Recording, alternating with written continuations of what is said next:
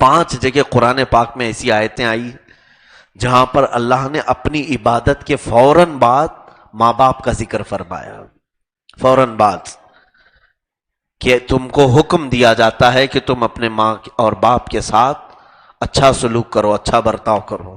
اس پر میں بار بار بولتا بھی رہا ہوں. اور رشتہ داروں کے ساتھ وَبِذِي الْقُرْبَى، رشتہ داروں کے ساتھ حسن سلوک کرو. رشتوں کو نہ توڑو. جس نے رشتے توڑے اللہ قیامت کے دن اسے توڑ کر الگ کر دے گا. اور حضور پاک صلی اللہ تعالی علیہ وسلم نے سخت اس پر وعید فرمائی جو رشتوں کو کاٹتا ہے. بلکہ کوشش یہ کرو کہ جو روٹ چکے انہیں جوڑ لو. دنیا ویسی بھی 4 دن کے بعد ختم ہونے والی ہے. یوں جوان ہوئے، یوں بوڑھے ہوئے اور یوں جنازے چلے گئے. ہماری زندگیاں بہت فاسٹ چلتی ہیں. اتنے دنوں میں اگر یہ کڑواہٹ، نفرت اور لوگوں کی دوری کا جو بوجھ اٹھا کر کے چلو گے تو یاد رکھنا کہ جنازے بھی بہت بوجھل ہو جائیں گے. قبر میں بھی سکون سے نہیں سو پاؤ گے. آپ کو کس سے امید رہے گی آپ کی قبر میں جانے کے بعد؟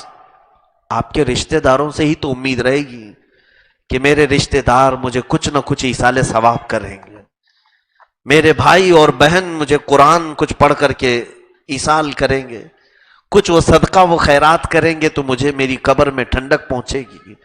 تم یہاں رشتوں کو ہی کاٹ کر کے رکھو گے تو قبر میں کس کے سہارے سو گے؟ یاد رکھنا آج تمہارے پاس مال دولت سب کچھ ہوگا، لیکن یہاں سے جیسے ہی تمہاری آنکھیں بند ہوں گی تمہارے رشتہ داروں کا تمہیں رشتہ داروں کی کثرت سے یاد آئے گی. حتیٰ کہ میرے آقا صلی اللہ علیہ وسلم نے میت کے احکام میں یہ تک فرمایا ہے کہ جب تم اپنے کسی عزیز کو دفن کر چکو ہو، کسی عزیز کا تمہارے انتقال ہو گیا، اسے دفن کر چکو، تو بعض فقہائے کرام نے یہ لکھا ہے کہ اتنی دیر تک اس کے رشتہ دار اس کی قبر کے پاس بیٹھے رہیں، چاہے وہ میت کے بیٹے ہوں، میت کے بھائی ہوں یا میت کے چاچا یا جو بھی رشتہ دار ہیں، اتنی دیر تک اس کی قبر کے آس پاس بیٹھے رہو جتنی دیر میں ایک اونٹ ذبح کر کے اس کے گوشت تقسیم کرنے میں وقت لگتا ہے. میرے اندازے کے مطابق 1-2 گھنٹہ تو لگنا چاہیے. 1 گھنٹے کے اندر اگر کوئی ماہر قصاب ہوگا تو اونٹ کو ذبح کر کے اس کے ٹکڑے کر چکا ہوگا، بہت ماہر قصاب ہوگا. تو پھر بھی ایک احتیاطی وقت کے اعتبار سے میں بتاتا ہوں کہ 1-1.5 گھنٹہ یا 2 گھنٹے یہ اتنا وقت ہے جس میں ایک اونٹ ذبح ہو کر کے گوشت تقسیم ہو سکتا ہے. اور یہ فرمایا گیا اتنی دیر تک تم اپنے قبر والوں کو جو ابھی ابھی تازی دفن ہوئی ہیں ان کے پاس بیٹھو. کیوں بیٹھا جائے؟ فرمایا کہ اس لیے کہ قبر میں جانے کے بعد اسے شدت سے اپنے رشتہ داروں کی یاد آتی ہے، وہ آس پاس بار بار دیکھتا ہے اور تمہارے موجود ہونے سے اس کی گھبراہٹ کم ہوتی ہے، اس کی گھبراہٹ میں کمی آتی ہے، اسے انسیت حاصل ہوتی ہے کہ میرے بھائی بیٹھے ہوئے ہیں، میرا بیٹا بیٹھا ہوا ہے. حتیٰ کہ خود رسول کریم صلی اللہ تعالی علیہ وسلم اپنی صاحبزادی سیدہ زینب رضی اللہ تعالیٰ عنہا، حضور کی بڑی بیٹی، حضور کے سامنے انتقال کر گئی تھی.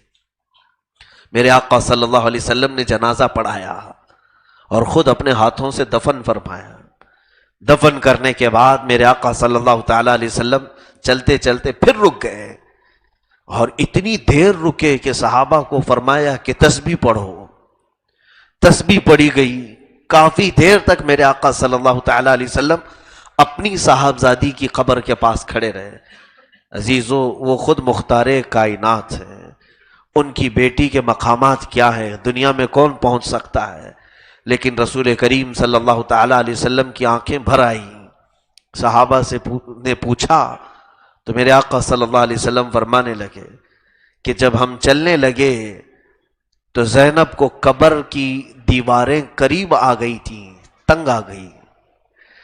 زینب کی قبر میں دیواریں تنگ ہونے لگی تو میں نے تسبیح کا ورد زیادہ کیا اور اس سے اس کو سکون ملا.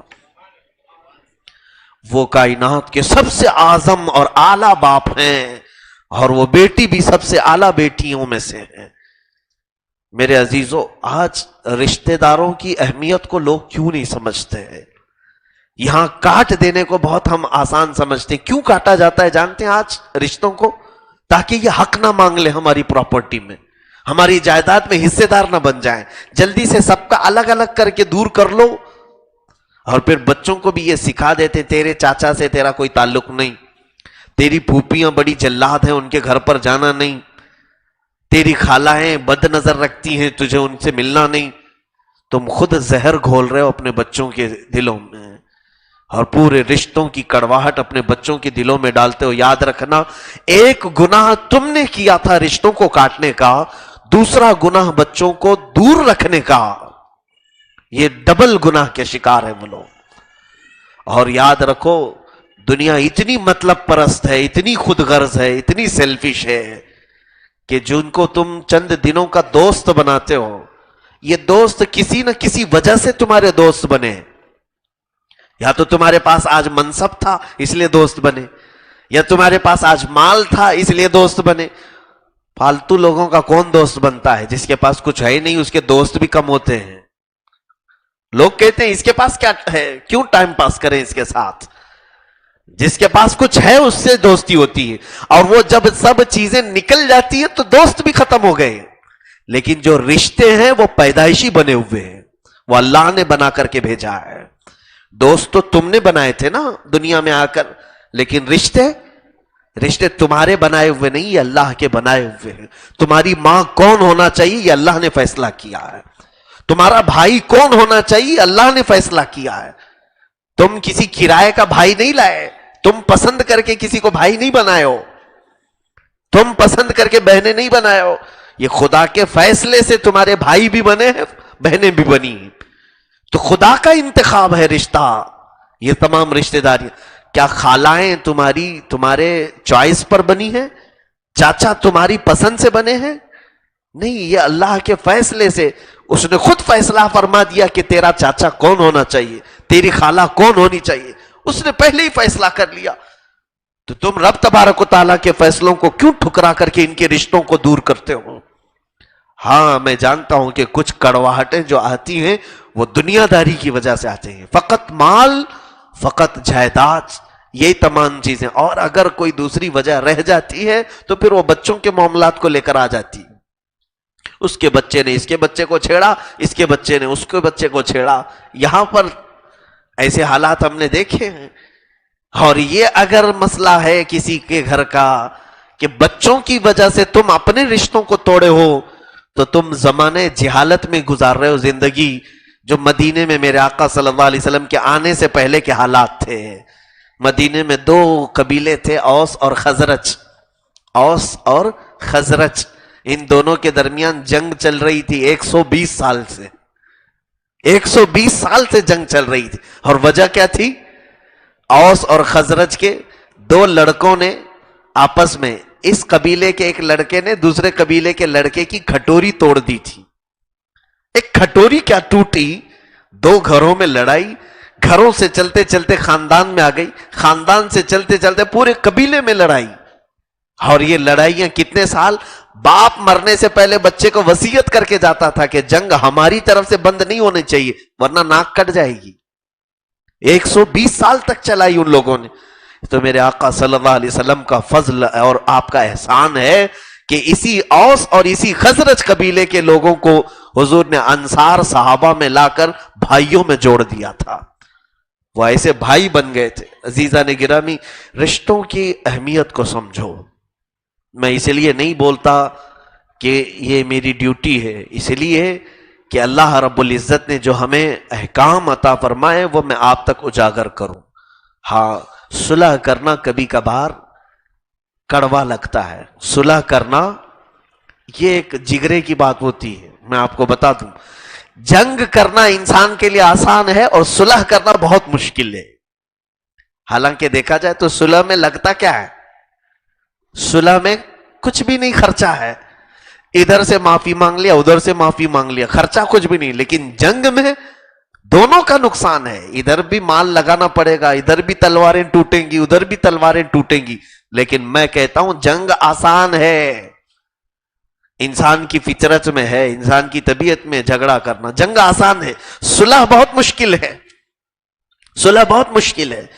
اور میرے آقا صلی اللہ تعالی علیہ وسلم نے صلح حدیبیہ کر کے دکھایا تھا کہ صلح کر کے حضور اکرم صلی اللہ علیہ وسلم نے پوری حالانکہ میرے آقا کی طاقت میں کوئی کمی نہیں تھی، اور اس وقت جو صحابہ حضور کے ساتھ تھے وہ 1400 کی تعداد میں تھے. جب عمرہ کے لیے میرے آقا تشریف لائے تھے اور مکہ والے عمرہ کرنے نہیں دے رہے تھے سن 6 ہجری میں، کتنے تھے حضور کے ساتھ جانتے ہیں؟ 1400 تھے. جبکہ جنگ بدر میں کتنے تھے؟ 313 ہی ان کے دانت کھٹے کر کے بھیج چکے تھے.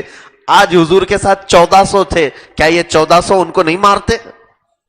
مکہ والوں کو ختم نہیں کر سکتے؟ لیکن وہ طاقت ہونے کے باوجود میرے آقا نے صلح فرمایا تھا. صلح ایک سخت عمل ہے، میں جانتا ہوں کہ اس میں نفس کو منوانا پڑتا ہے، ہماری انا کو مارنا پڑتا ہے، ہماری جو خود غرضی ہے اس کو مارنا پڑتا ہے.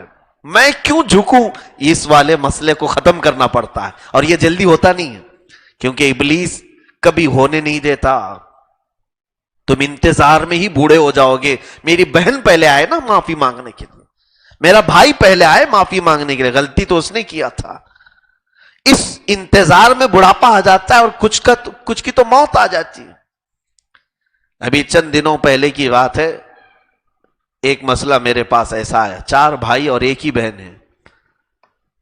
بڑے بھائی اور بڑی بہن، باقی سب چھوٹے بھائی تھے. بھائی اور بہن میں کسی مسئلے پر جھگڑا ہو گیا، اور یہ جھگڑا اتنا طول پکڑ گیا کہ دونوں کے گھروں میں پابندی لگ گئی کہ بھائی اور اس کی تمام اولاد بہن کے گھر نہیں جائیں گے، بہن بھائی کے گھر نہیں آئے گی. کافی دنوں تک چلتا رہا.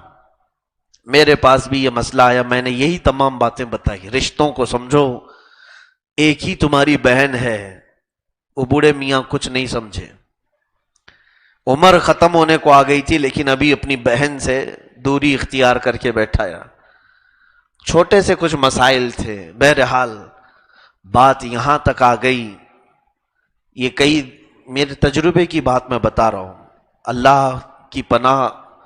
یہ کچھ عبرت والے کچھ ایسے واقعات مل جاتے ہیں جس کو دیکھ کر ہمارا دل دہل جاتا ہے، دل کانپ اٹھتا ہے. اتفاق ایسا ہوا کہ انہی دنوں میں بہن تو چاہ رہی تھی لیکن ہو نہیں سکا. بہن کا انتقال ہو گیا، انتقال ہو گیا. خبر آئی، باقی 3 بھائی تھے لیکن یہ بڑا بھائی جنازے میں بھی شریک نہیں ہوا اور نہ ہی اپنے بچوں کو جنازے میں جانے دیا کہ وہ ہمارے ساتھ اس نے ایسا کیا تھا ویسا. کتنا دل کٹھور ہو گیا، کتنا سخت ہو گیا. جنازہ چلا بھی گیا. مجھے جب خبر کی گئی تو مجھے بھی بڑی تکلیف ہوئی اس مسئلے کو لے کر. اگرچہ میرا اس میں کوئی رشتہ دار نہیں، میرا ان سے کوئی خونی تعلق نہیں، لیکن بطور مسلمان دل میں قلق ہوا، تکلیف ہوئی. اور میں نے صرف اتنا پیغام بھیجا کہ ان صاحب سے کہنا کہ دوبارہ میرے پاس کبھی نہ آئیں. جو اپنے بہن کے جنازے میں نہیں جا سکتا وہ میرے پاس کیا دعا کے لیے آئے گا. بہرحال یہ بات آئی گئی. آج سے تقریباً 1.5-2 سال کا عرصہ گزر چکا ہوگا. ابھی خبر ایسی کہ اس صاحب کے پورے بدن پر فالج کا اثر ہے، آدھا بدن پورا فالج کا اثر ہے. اولاد پوری چھوڑ کر باہر ہے، بستر میں ہی پیشاب پخانہ سب ہوتا ہے. عورت بڑھاپے کی شکار ہے، عورت خود ہی معذور ہے. اب وہ بستر پر کہتا ہے کہ مجھے میری بہن سے جو بچپن میں محبت تھی وہ آج یاد آ رہی ہے کہ میں جب ٹھوکر کھاتا تھا یا کچھ بھی ہوتا تھا تو مجھے ہاسپٹل میری بہن لے کر کے جاتی تھی. آج اس پوزیشن پر آ کر کے اس بوڑھے میاں نے یاد کر ہی لیا. ہاں، یہ میں دعا کرتا ہوں کہ اللہ اس غلطی کو معاف کر کے دونوں کی مغفرت کرے. لیکن جو کام کیا تھا وہ بہت ہی خطرناک کام ہے. میرے رب کو ناپسند ہے یہ کام. تم نے جنازے میں بھی شرکت نہیں کی. لوگ رسمن غیروں کے جنازے میں چلے جاتے ہیں, اپنی بہن کا جنازہ تم نہیں دیکھ سکے. عزیزان گرامی, کیا رشتوں سے اتنی بھی دوریاں ہوتی ہیں؟ اور میں بار بار کہہ رہا ہوں کہ آج جتنے لوگ توڑ کے بیٹھے ہیں, میری یہ زبان ان کے کانوں میں گونجے گی بعد میں, تم اپنے انہی رشتوں کو ایک دن یاد کرو گے. کاش میرے فلاں ہوتے تو آج میرا کام ہو جاتا. کیونکہ رشتے اللہ کے بنائے ہوئے ہیں, تمہارے بنائے ہوئے نہیں. اور جب رب تبارک و تعالیٰ نے رشتے بنائے ہیں تو ان کے دلوں میں تمہاری محبت اللہ ہی ڈال کے رکھتا ہے. ایک بھائی اپنے بھائی کے لیے جو قربانیاں دے سکتا ہے کسی بھی وقت میں, یہ مت سمجھنا کہ وہ تمہاری اچھائیاں دیکھ کر کے قربانی دے رہا ہے, اس لیے قربانی دے گا کہ اللہ اس کے دل میں قربانی دینے کا جذبہ ڈالتا ہے. تو یہ رشتوں کی اہمیت کو سمجھیں, نہ توڑیں. کچھ لوگ اس طرح سے صرف اور صرف مال کی وجہ سے اپنے رشتوں کو توڑ کر کے بیٹھے ہیں. ان کی قبروں میں انہیں یاد آئے گی یہ تمام چیزیں. جب وہ تنہائی محسوس کریں گے, ان کے رشتہ دار تو نہیں ہوں گے, سب کاٹ کر کے جا چکے ہوں گے.